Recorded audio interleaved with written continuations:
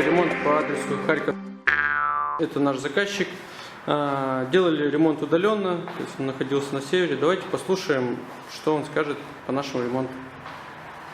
В целом ремонт соответствует тому договору, который был заключен более 6 недель назад.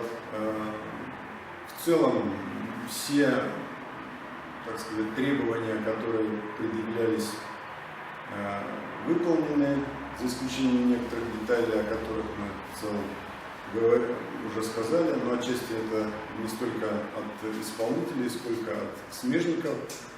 Я думаю, эти детали будут уже устранены. Работа, считаю, проведена большая. В целом, только позитивные отзывы.